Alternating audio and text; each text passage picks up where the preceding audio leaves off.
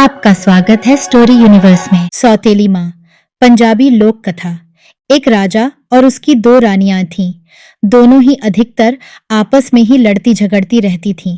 बड़ी रानी के एक पुत्र और एक पुत्री थे, जबकि छोटी रानी का एक ही पुत्र था। जब बड़ी रानी की मृत्यु हो गई, तब छोटी रानी मनमानियां करने लगी।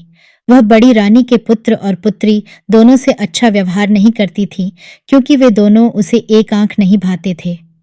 बड़ी रानी का पुत्र और पुत्री अपनी सौतेली माँ से बहुत तंग आ गए थे, क्योंकि छोटी रानी उन्हें भरपेट खाना तक भी नहीं दिया करती थी। परंतु राजा अपनी पत्नी को अच्छा समझकर उसकी प्रत्येक बात खुशी खुशी मानता था। एक दिन रानी अपने पति से रूठ गई।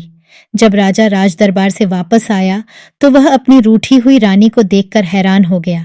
राजा ने पूछा, क्या बात है, तुम आज इस तरह से क्यों लेटी हुई हो? पहले तो रानी ने कहा, नहीं, ऐसी तो कोई बात नहीं है। राजा ने दूसरी बार पूछा तो रानी ने फिर उससे कहा, कुछ नहीं। राजा ने फिर तीसरी बार पूछा, बता तो दो कि क्या बात है। रानी ने कहा, यदि तुम मेरी बात मानोगे तो मैं अपने रूठने का कारण बता दूंगी। राजा ने उसकी यह शर्त मान ली। अब छोटी रानी ने कहा, बड़ी रानी के पुत्र को काटकर यदि उसे स्वाद से खाया जाए तो हम सभी के लिए यह बहुत ही शुभ होगा, ऐसा मुझे किसी पंडित ने बताया है। राजा ने रानी की यह बात सच मानकर एक दिन अपने पुत्र को काट दिया और उसके टुकड़े टुकड़े करके कुछ गोश्त कुत्तों को डाल दिया और कुछ को मसाले में डालकर राजा रानी दोनों ने ही एक साथ बैठकर खा लिया। बड़ी रानी की पुत्री ने अपने भाई का गोश्त खाते देखकर रोना शुरू कर दिया। सौतेली माँ ने उसे दरवाजे की तरफ खड़ा कर दिया और उसे भी अपने भाई का वही गोश्त खाने के लिए कहा, परंतु लड़की ने अपने भाई का गोश्त खाने से बिल्कुल ही इनकार कर दिया। कारण यह था कि भाई और बहन का आपस में बहुत स्नेह था। वह यह सब देख न सकी। उसने फिर से रोना शुरू कर दिया और रोते रोते उसने अपने भाई की हड्डियों को इकट्ठा करना शुरू कर दिया। उसने उन्हें एकत्र करके एक बर्तन में रख लिया और बर्तन को एक कोठरी में रख दिया। अब जब भी उसे अपने भाई की याद आती तो वह उस कोठरी में जाकर भाई की उन हड्डियों को देख लेती थी। उसे ऐसा लगता मानो उस समय उसका भाई ही उस बर्तन में बैठा हुआ है। उसने उन हड्डियों को बहुत दिनों तक ऐसे ही रखे रखा। एक दिन उस बहन की किस्मत बदल गई। उसने देखा कि जिस बर्तन में हड्डियां रखी हुई थीं, वहां अब हड्डियों के स्थान पर एक सुंदर तोता बैठा हुआ है। अब जाकर उस बहन को पता चल गया कि वास्तव में यह तोता ही उसका अपना भाई है।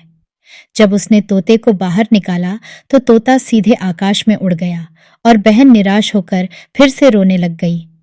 तोता उड़कर बाजीगरों के घर गया और उनके घर की मुंडेर पर बैठकर यूं कहने लगा, पिता ने तो मुझे काटा, सौतेली माँ ने खा लिया, सदके उस बहन के जिसने मटके में डाल दिया। यह सुनकर बाजीगर हैरान हो गया और कहने लगा, तोते, तुम यही गीत एक बार फिर से मुझे सुनाओ। तोते ने कहा, यदि तुम मुझे सुइयां दोगे तो मैं सुनाऊंगा। बाजीगर ने तोते को सुइयां दे दी तो तोते ने फिर से कहना आरंभ कर दिया, पिता ने तो मुझे काटा, सौतेली माँ ने खा लिया, सदके उस बहन के जिसने मटके में डाल दिया। यह कहकर तोता सुइयों को मुंह में डालकर टपरीवासियों के घर की मुंडेर पर जा बैठा। वह सुइयों को दीवार पर रखकर फिर से कहने लगा, पिता ने तो मुझे काटा, सौतेली माँ ने खा लिया, सदके उस बहन के जिसने मटके में डाल दिया। टपरीवासी तोते का यह गीत सुनकर बहुत प्रसन्न हो उठे। उन्होंने तोते से कहा, हे तोते, तुम बहुत सुंदर गाते हो, कृपा करके एक बार फिर से यह गीत हमें सुनाओ। इस पर तोते ने कहा, तुम मुझे काफी सारे ब्लेड दे दो, फिर मैं तुम्हें गीत सुनाऊंगा। टपरीवासियों ने ऐसा ही किया। उन्होंने ढेर सारे ब्लेड तोते को दे दिए। तोते ने फिर उन्हें गीत सुनाया, पिता ने तो मुझे काटा, सौतेली माँ ने खा लिया, सदके उस बहन के जिसने मटके में डाल दिया।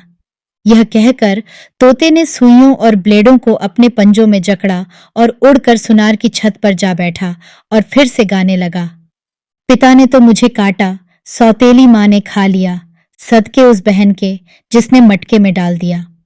सुनार को भी यह गीत बहुत ही मधुर और अच्छा लगा। उसने तोते को कहा, प्यारे गंगाराम, एक बार फिर से हमें यही गीत सुना दो। ये सुनकर तोता कहने लगा, जब आप मुझे सोने के आभूषणों की एक गठरी दे दोगे तब मैं यह गीत सुनाऊंगा। सुनार ने ऐसा ही किया। उसने तोते को आभूषणों की एक गठरी दे डाली। तोता फिर से गुनगुनाने लग गया। पिता ने तो मुझे काटा, सौतेली माँ ने खा लिया, सदके उस बहन के जिसने मटके में डाल दिया। यह कहकर वह वहां से सुइयां, ब्लेड और आभूषणों की गठरी लेकर उड़ गया और फिर राजमहल की मुंहडेर पर जाकर बैठ गया। वह वहां वही गीत गाने लगा। उस तोते का वह गीत सुनकर सौतेली माँ बहुत प्रसन्न हो उठी और खुशी खुशी तोते से कहने लगी, प्यारे तोते, तुम तो बहुत अच्छा गाते हो, यही गीत हमें एक बार फिर से सुनाओ ना। ये सुनकर तोते ने कहा, पहले तुम अपना मुंह ऊपर की ओर खोलो, फिर मैं गीत सुनाऊंगा। रानी ने अपना मुंह आकाश की ओर करके जब खोला तो तोते ने शीघ्रता से उसके मुंह में सारी सुइयां गिरा दी, जो सीधे उसके कंठ के भीतर से होती हुई उसके पेट में चली गईं। तोता गाता हुआ वहां से उड़ा और उड़ते हुए राज दरबार की ओर चल पड़ा और वहां जाकर गाने लगा, पिता ने तो मुझे काटा, सौतेली माँ ने खा लिया, सदके उस बहन के जिसने मटके में डाल दिया। राजा को यह गीत बहुत पसंद आया। उसने बड़े प्यार से तोते से कहा, तुम फिर से एक बार यही गीत सुनाओ। ये सुनकर तोते ने कहा, पहले तुम अपना मुंह आसमान की ओर करके खोलो और आंखें बंद कर लो। राजा ने ऐसा ही किया। तोते ने पहले से ही एकत्र किए सारे ब्लेड राजा के मुंह में गिरा दिए। इस प्रकार वहीं पर तड़पते तड़पते राजा की मृत्यु हो गई। तोता वहां से उड़ा और आभूषणों की पोटली उठाकर वहां जाकर बैठ गया, जहां लड़कियां करोशिए से कढ़ाई सिलाई का अपना काम कर रही थीं। उनमें से कुछ लड़कियां चरखा कात रही थीं।